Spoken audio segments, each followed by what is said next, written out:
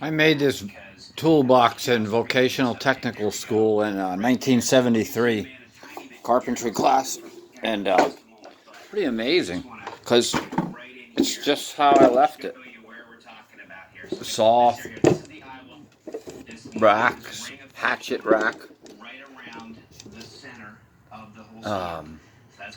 framing square section.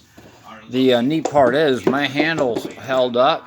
You can see the original screws, all maple and plywood. Anyway, that's pretty cool, huh? My brother Steve put this right up that on there. All right, I'm gonna. I love this thing. My toolbox.